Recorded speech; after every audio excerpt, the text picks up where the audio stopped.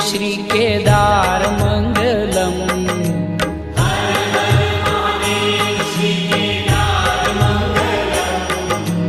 हर हर महादेव श्री केदार मंगलम।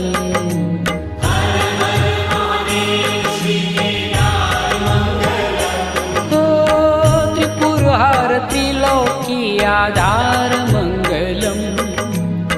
त्रिपुर हर त्रिलोकी आधार मंगलम।